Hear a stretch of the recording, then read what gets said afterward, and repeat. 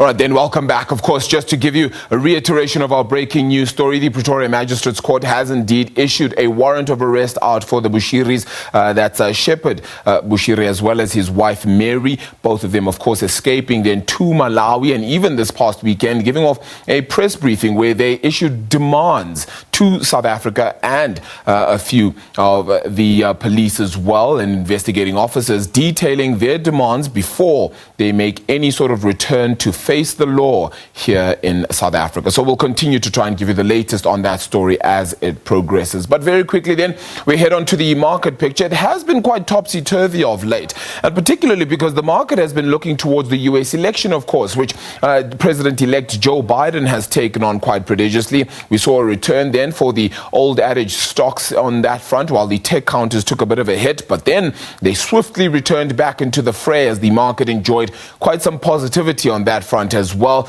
enjoying some green as well across the board. Now, overall, though, the market picture itself has begun to ask the question, where to from here? The tech counters, of course, are not getting a clear sense of what is to happen from here on in. There's also the question around just the investment. What happens with investments across the board? South Africa is set for quite a heavy data week as well. On the local front, we are expecting the South African Investment Conference, which of course kicks off tomorrow. It is the third reiteration. The expectation here, though, is that we could perhaps see a little bit more of a stability sort of phase. 664 billion rand worth of commitments having been placed over the past 2 years does mean that government will want to ensure that that stays in place. 1.2 trillion rand is how much government is hoping to secure over a 5-year period, so that will continue to be at play. The second thing, starting off tomorrow as well, the South African Reserve Bank is set to begin its last interest rates call for 2020. Of course, we've seen interest rates drop all the way down to 3.5%. That's for the repo rate, that is, as well. So really interesting on that front. 7% for the prime lending rate. We'll get that decision out on Thursday for you, of course. The expectation is for rates to remain on hold at present. Friday, well, we end off with S&P and Moody's, perhaps looking towards another downgrade of sorts, but we will wait and see what they decide, of course, having seen the medium-term budget policy statement come through on South Africa's side. With that then, let's chat then to Viv Govender from Rand Swiss as we unpack the market picture a little bit more. Viv, perhaps a sense that we're headed in a direction where we could get stability. Is that even a thing at this time, considering that Donald Trump still hasn't necessarily left office? We are expecting retailers to come out with some earnings out in the United States as well. And on the local front, a whole host of data points which could shift the rand out and about. Is there such a thing as stability this week? If it is, it's more like eye of the storm as opposed to clear waters ahead. I do think that if you look at the Trump election situation, I think that's almost a non-issue at the moment. I don't see any case to be made where he's going to basically turn around enough votes to, overturn the Biden victory. He might get some, relief, some kind of, almost, face-saving kind of relief in maybe one state, or maybe, towards some, towards improvements in the numbers. But I don't think this is a large chance that he's going to actually overturn the results for Biden. I think the election situation still has to be sorted out in January, when we have the runoff in Georgia. I think that's more important because that will basically determine who runs the Senate. The House is really Democratic. The presidency is Democratic. The Senate, I think, is the last remaining, Republican stronghold, if you put it that way, and they need basically one of those 2 seats in Georgia to retain that. With regards to South Africa's situation at the moment, look, I do think that we are seeing a slight uptick in numbers in certain places. The government says it's a scattered, increases. It's not a second wave as such, and that is obviously a bit of positivity. And we are seeing some positive news out of places like China and Japan, where those economies are doing quite well. I mean, Japan's out of recession, rebounding about 6% or so. China is still doing, the best of all the large economies in the world. And I think that could be a bit of positivity coming through. On the other hand, I think Europe is still quite in a bit of trouble.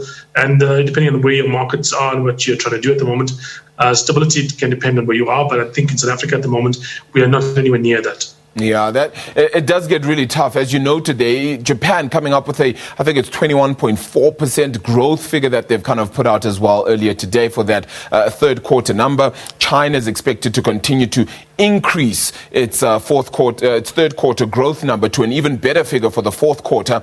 Do you get a sense that South Africa is headed in a similar direction? We are expecting to get perhaps some data, maybe not necessarily soon, but the hope is that we would have picked things up a little bit. Do we see the same kind of numbers, around 20% growth odd in that, in those last two quarters of the year?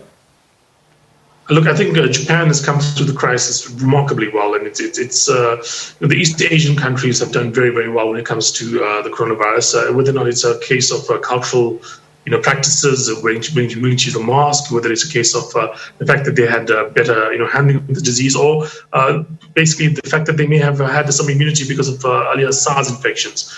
Who knows? But they've come out very well. I don't think we are going to copy the Chinese model by any means. China is going to come out of this particular crisis by next year being stronger than it was at the start of 2020. So if you look at China's average, GDP growth over 2020 and 2021, it's going to be a significantly positive number. In South Africa, if you look at our collective GDP numbers for 2020 and 2021, it's going to be a negative number. So we are not going to come out of this anywhere near as fast as China is, for instance. And our GDP after 2021 is not going to be as high as it was at the end of 2019. That is an obvious fact. Looking at our numbers, look at the fall, and looking at how our growth is going forward. Tough task ahead then on that front. Very quickly, came out with Vodacom's earnings came out a little bit earlier today. Big jump in operating profit of around 13%. And it does look like things are looking better for them. They've upped their dividend as well and decided that for a 3-year projection, they think that things are going to actually look up for them. Is it just the continued use of data that you think is going to drive production out in, for Vodacom in this interim period and beyond? Or is there a case of perhaps a little bit more investment that's set to go into, their dealings, do you think?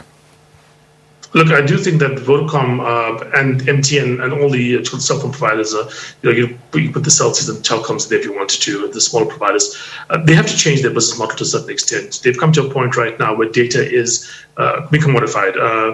You are seeing a situation where, pretty much everyone gets as much as they want to. They have fiber for about 800, 700 rand a month. If you have an internet service for your phone, a data service for your phone, that I think is still an opportunity. But I mean, even there, the prices are falling because the costs are going down. It's going to be a situation quite soon. I think many people I know already have contracts to give them more than enough that they need in a month.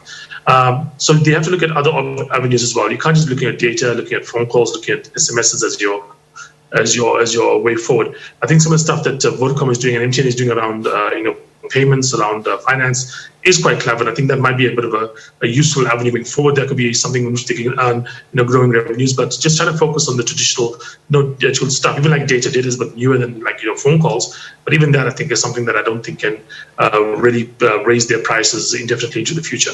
Yeah, Viv, appreciate the time, though. Thank you so much for joining us this afternoon. Always good chatting to you. Viv Govender from Rand Swiss there, giving us that market picture and helping us out, trying to understand a little bit of those numbers. Vodacom's earnings, indeed, as I said, an up in dividends. Their dividend picture goes up.